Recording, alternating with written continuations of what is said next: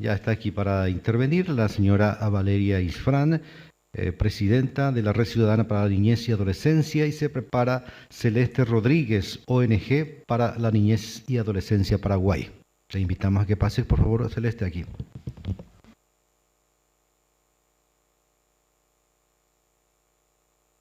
Buen día. Muchas gracias, senadora, por la invitación a debatir sobre este proyecto de ley. A los ministros que conozco y con los que hemos trabajado, muy buenos días. Hoy vengo a manifestar lo siguiente.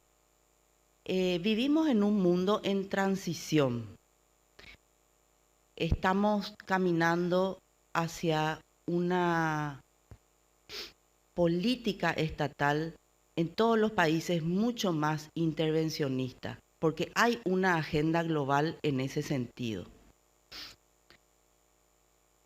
Y esta agenda incluye también la colonización ideológica de nuestros pueblos. Por eso, a pesar de las buenas intenciones expresadas en la exposición de motivos de esta ley, tenemos una gran preocupación, senadora, por el alcance de la misma. Sus conceptos y propuestas nos preocupan porque sabemos que hay una agenda que dispone el mayor estatismo y el mayor intervencionismo de los estados en la vida de sus ciudadanos. Y el intervencionismo del Estado favorece la colonización ideológica. Lo hemos sufrido en el Ministerio de la Niñez, con todo respeto, ministro. Hay un Estado paralelo conformado por ONGs en este país, como en todos los demás países. Y las ONGs financiadas por los organismos internacionales bajan línea en nuestros ministerios. Y son las políticas públicas dictadas por organismos internacionales que nada tienen que ver con nuestras necesidades y que nos perjudican gravemente las que se aplican desde nuestros ministerios. Entonces esta ley es muy delicada, porque quieren centralizar todas las políticas públicas por medio de esta ley para proteger la familia. Senadora, yo no dudo de sus buenas intenciones, pero hay que tener en cuenta la realidad del mundo en el que estamos hoy día. Perfecto, senadora. Entonces,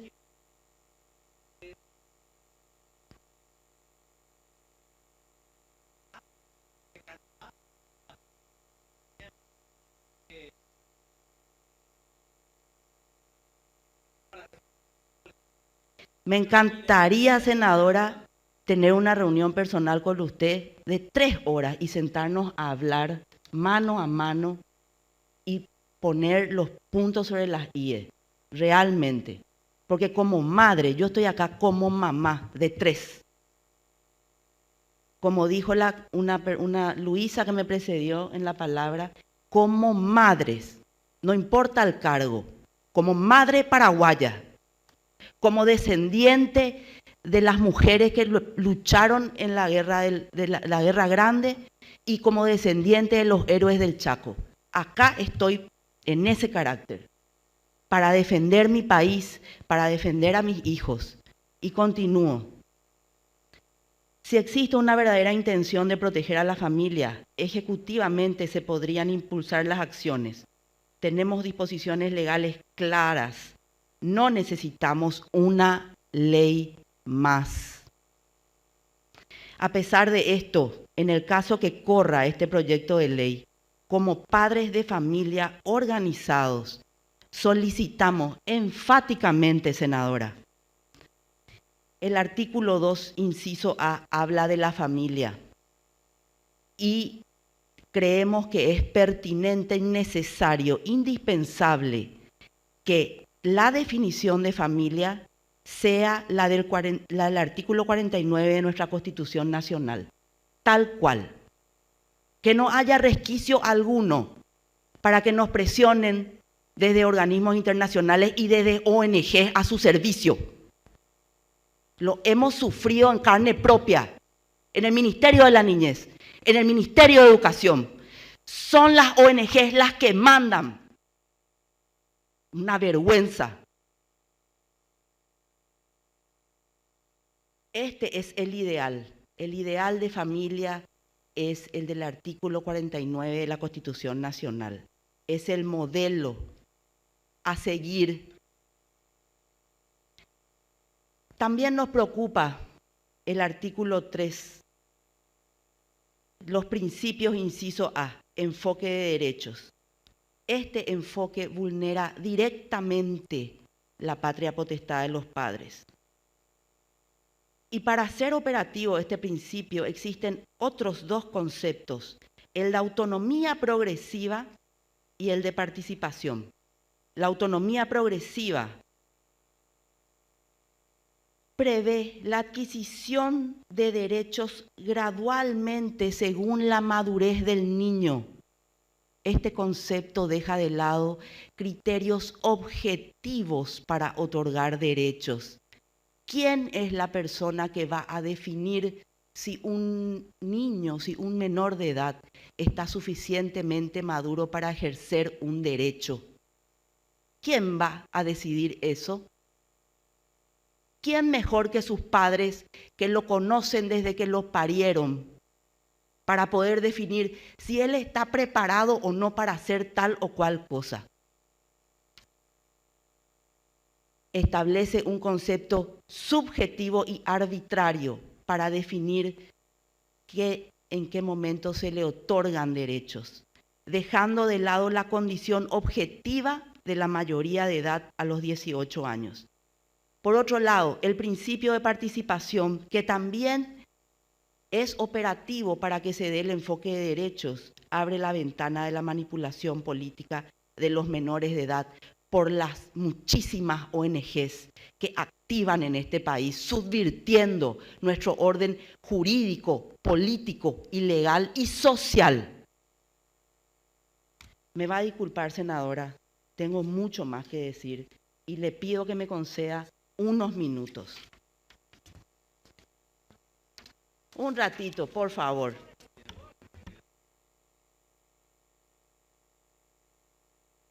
Yo le pido encarecidamente.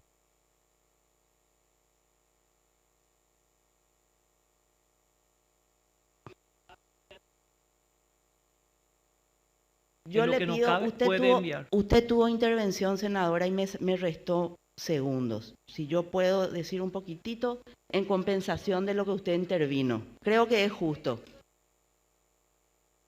Pero no es todo.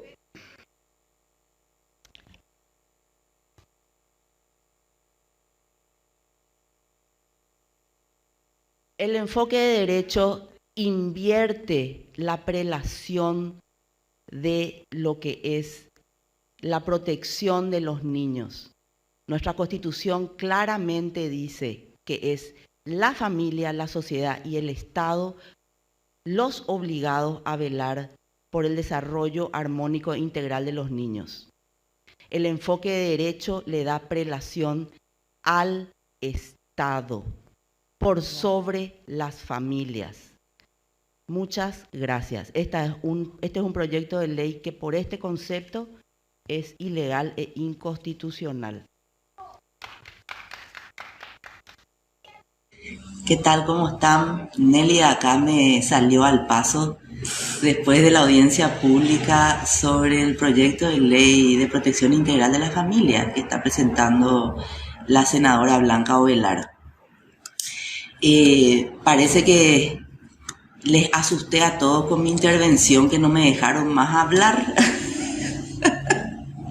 Pero el problema es que realmente uno habla con mucha pasión y mucho énfasis, porque venimos de un proceso largo donde vemos cómo se opera desde los ministerios de la niñez y de educación, donde yo pude estar personalmente en el de la niñez, con la denuncia que hicimos en contra del plan niñez muy ideologizado, y todo el proceso de transformación educativa que estamos siguiendo, por ejemplo, las opiniones y los artículos muy bien argumentados del padre Montero Tirado de la inconstitucionalidad y la ilegalidad del proceso de transformación educativa.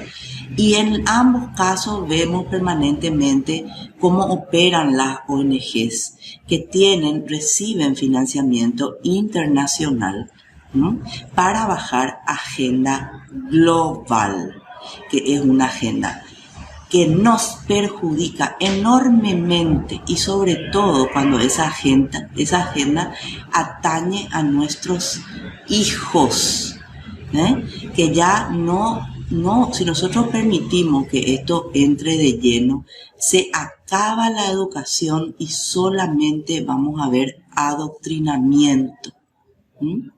Y esas son cuestiones graves que los padres deben estar al tanto, deben informarse y se tienen que organizar.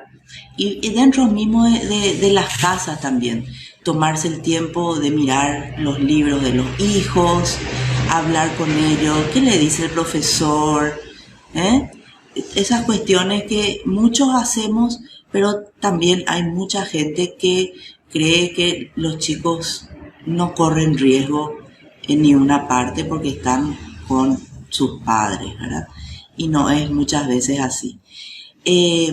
Este proyecto de ley es muy delicado, ¿verdad? Porque si bien es cierto, yo veo una intención buena de la senadora Blanca Ovelar, veo conceptos dentro de la ley bastante preocupantes.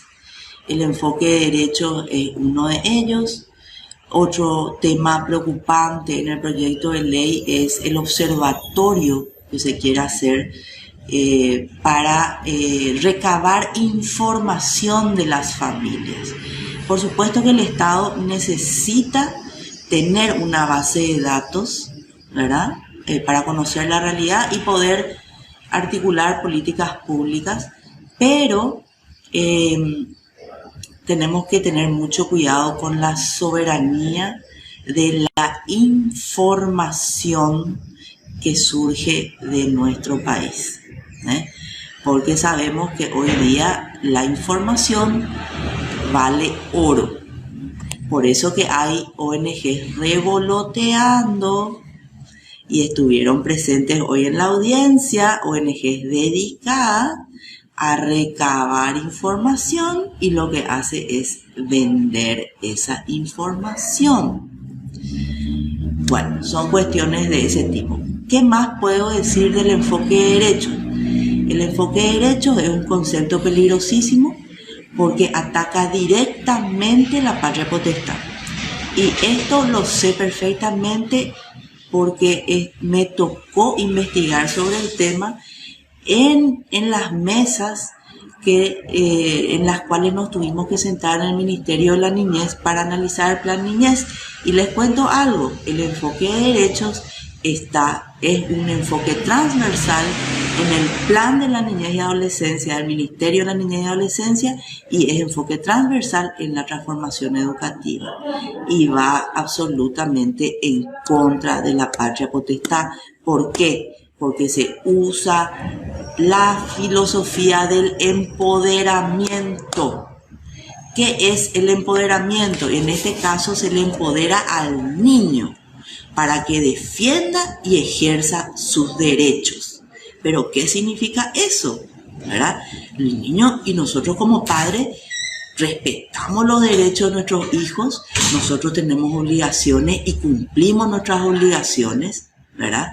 Pero el problema es cuando esos derechos que se les otorga, que son prácticamente iguales derechos que el de los adultos, por ejemplo, son derechos políticos, económicos, sociales, son todos los derechos otorgados a un menor de edad.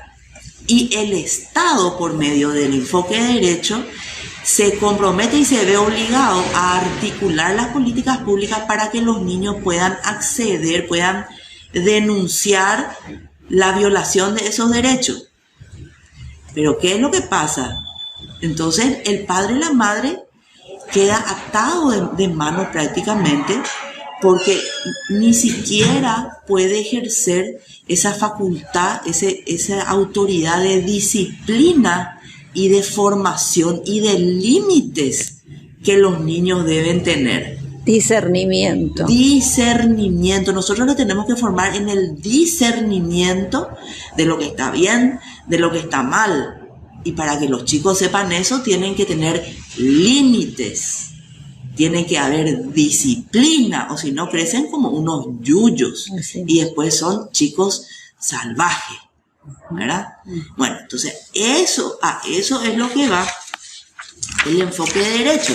Permitime una cosa, Valeria. Vos mencionaste hoy algo muy importante al principio de tu intervención, cuando mencionaste que ya no hacen falta más leyes, que solamente ya el artículo de la Constitución Nacional, si estoy correcta, fue el artículo 49. Ya es harto suficiente. Bueno, mira, realmente ante la situación que nosotros estamos viviendo a nivel mundial, ¿verdad? Conocemos que hay una agenda que está agigantando el Estado, ¿verdad? Nos encerraron, quebraron nuestras economías, nos endeudaron y ahora ellos, por medio de la deuda, nos esclavizan. Nos esclavizan. Cuando un país tiene deudas impagables, pierde soberanía, ¿verdad? Entonces, ese es el tema, que tenemos una inercia muy fuerte a nivel internacional del agigantamiento del Estado, el intervencionismo del Estado. Entonces, una ley que va a tocar, que va a tratar sobre la protección de la familia, tiene que estar bajo la lupa, porque en un desliz nos perjudica enormemente, ¿verdad? Entonces, en ese sentido yo digo, nosotros tenemos una constitución fabulosa, tenemos leyes en general buenas de protección de la familia. ¿Por qué no articulamos lo que tenemos? Y esas leyes se reglamentan por vía de políticas públicas y, por ejemplo, se refuerza, por ejemplo, un artículo de la Constitución Nacional que habla de paternidad y maternidad responsable, ¿verdad? En una ley de protección integral a la familia tiene que haber un enfoque de familia, no un enfoque de derecho. Tiene que haber un enfoque de familia con énfasis en la paternidad y maternidad responsable. Entonces vos le formás, invertís para que tus ciudadanos, hasta el último rincón del país, tengan asistencia familiar en esos valores, ¿verdad? Bueno, eso. Pero sí me interesaría leerles un poco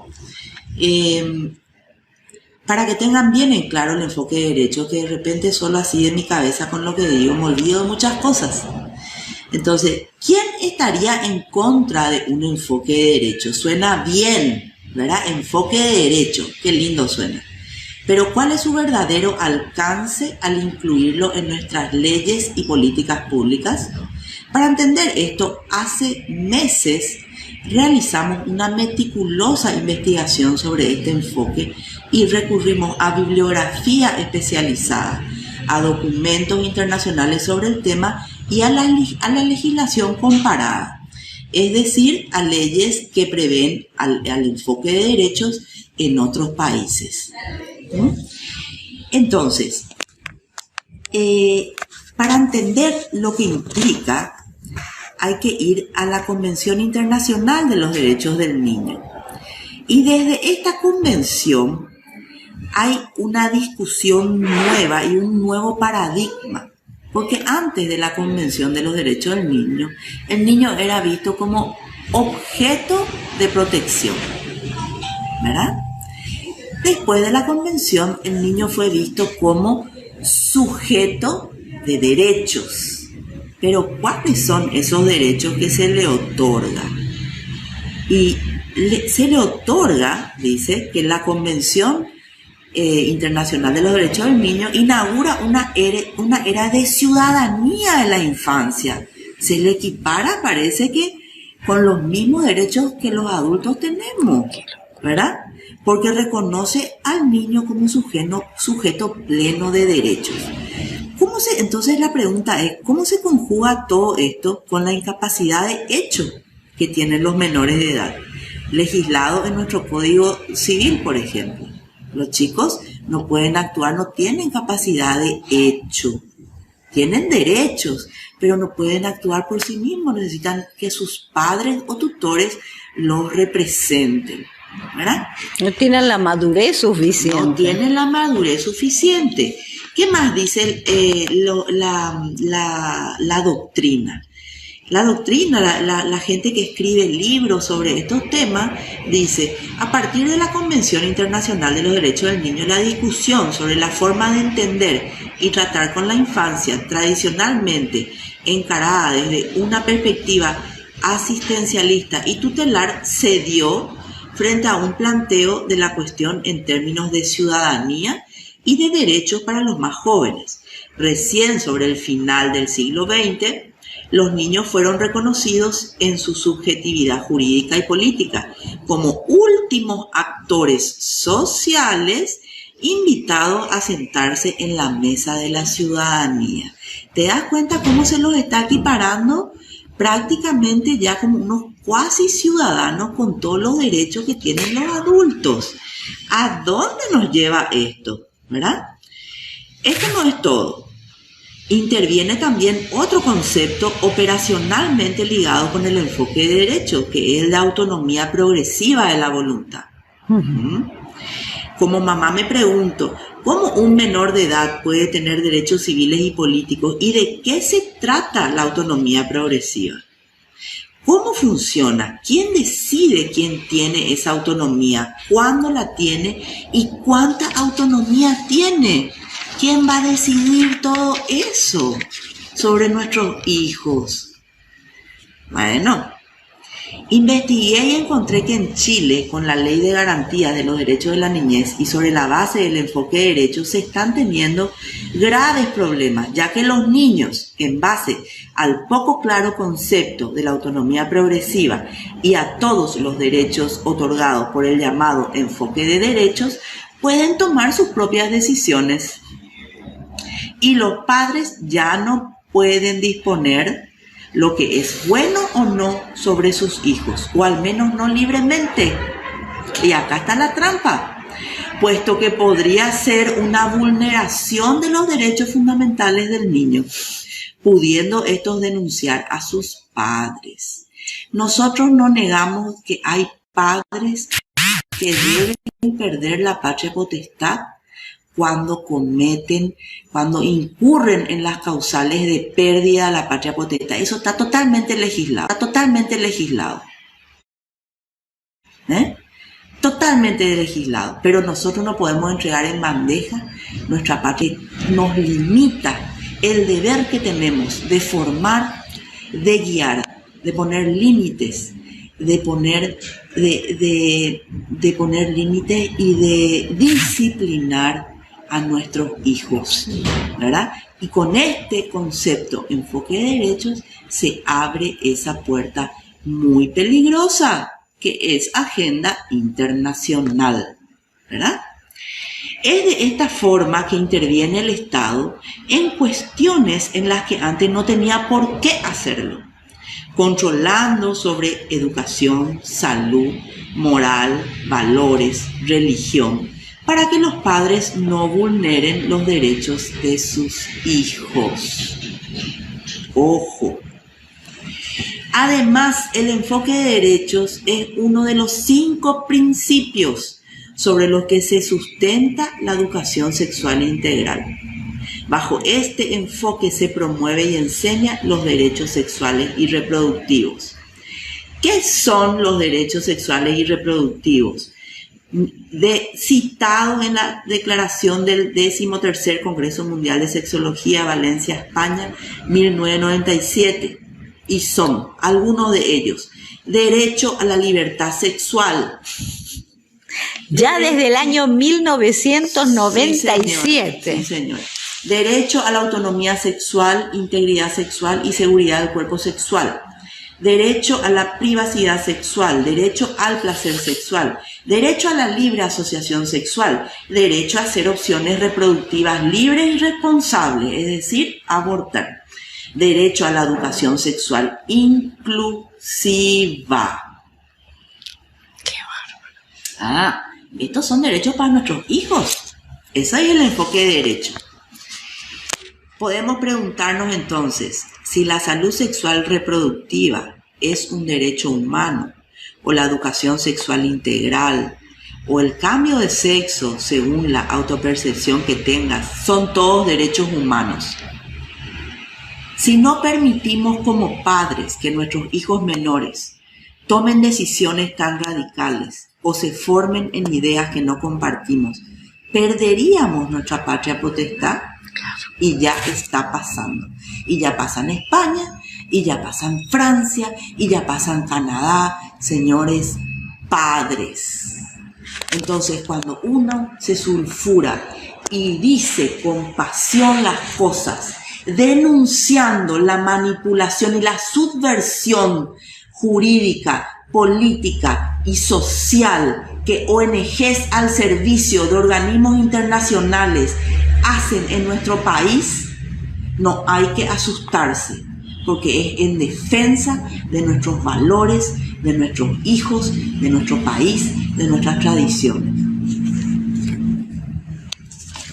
Muchas gracias, Valeria. Gracias.